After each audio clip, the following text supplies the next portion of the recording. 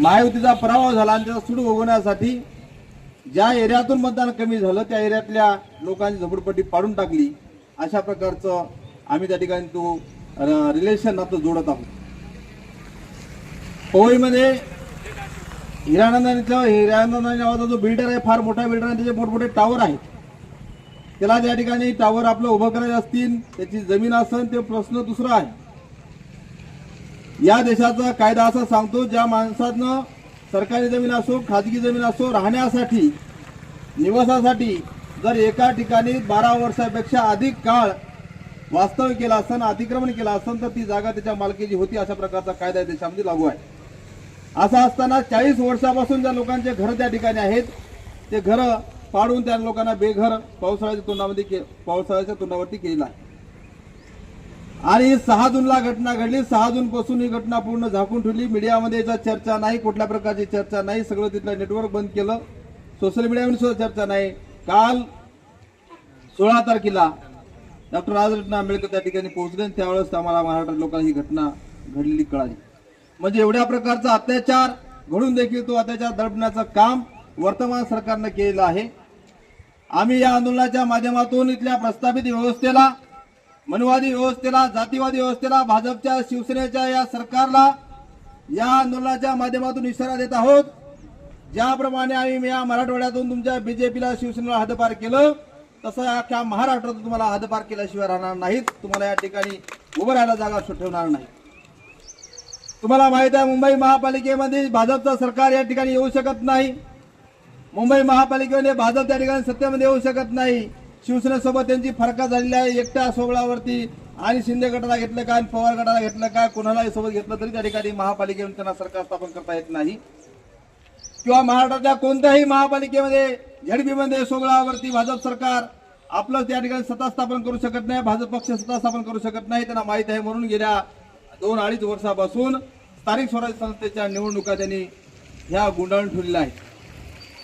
नियम असा आहे की निवडणूक झाल्याच्या 6 महिन्याच्या आत, प्रशासन लागू झाल्यानंतर 6 महिन्याच्या आत केवळ 6 महिन्याकरता प्रशासनाला अधिकार असताना देखील ज्याप्रमाणे इंदिरा गांधीनं त्या ठिकाणी इमर्जन्सी लागू करून या देशातले इलेक्शन बंद केले होते, या देशामधल्या लोकांचे जे संवैधानिक अधिकार आहेत ते खतम केले होते, त्या धर्तीवरती या भाजप सरकारनं, या वर्तमान भाजपनं अघोषित प्रकारची या ठिकाणी इमर्जन्सी लागू केलेली आहे. आणि ही जी हुकुमशाही आहे, हुकुमशाही या देशातल्या इतर जाती समूहाच्या लोकांना समजत नसेल, परंतु आम्हा बौद्ध लोकांना ती हुकुमशाही समजते आणि ही आम्हाला समजलेली आहे. आणि म्हणून आम्ही मराठवाड्यातून या भाजपला, मिंदे गटाच्या लोकांना, डाऊन पॉवर गटाला, पॉवरच्या आणि भाजपला देखील हद्दपार केले. चुकून एक त्या ठिकाणी औरंगाबादला एक सीट त्यांची आलेली आहे. येणाऱ्या काळामध्ये या मराठवाड्यात सोडून द्या, मराठवाड्यात तर आम्ही इथं त्यांना पाऊल ठेवू देणार नाहीत, पण महाराष्ट्रात देखील आम्ही अशा प्रकारचे यांना सत्तेमध्ये जाण्यापासून रोखण्यासाठी क्रियाशील होत. आज आम्ही धार्मिक मुवमेंटमध्ये आहोत.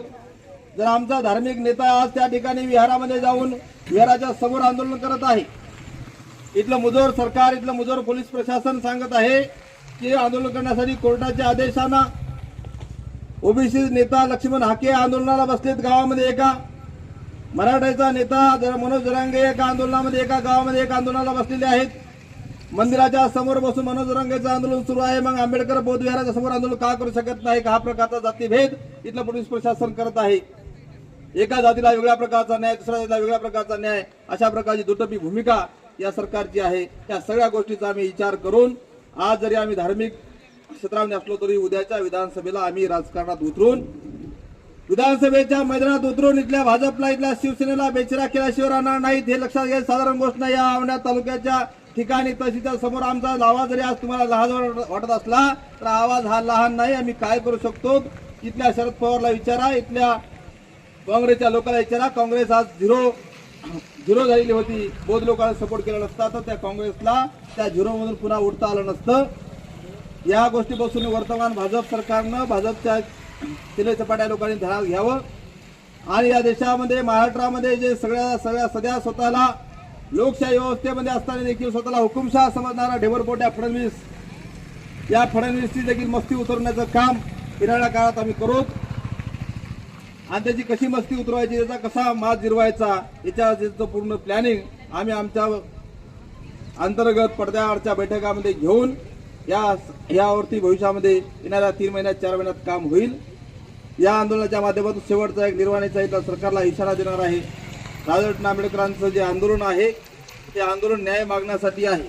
ते केवळ एका व्यक्तीचं आंदोलन नसून तिथल्या 700-800 लोकांच्या कुटुंबाचा विषय आहे. फार जिव्हाळ्याचा विषय आहे. 800 लोक आज रस्त्यावरती आले आहेत, फुटपाथवरती आले आहेत. मुंबईमध्ये घराशिवाय 800 लोक 800 कुटुंब राहणं ही साधी गोष्ट नाही.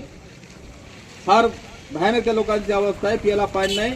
महामानव बाबासाहेब आंबेडकरांनी 1927ला पाण्याचा सत्याग्रह केला होता आणि आम्हाला पाण्याचा नैसर्गिकरित्या पाणी मिळणार आहे त्याचा पाण्याचा अधिकार आम्हाला मिळवून दिला होता इंग्रज सरकारला भांडून.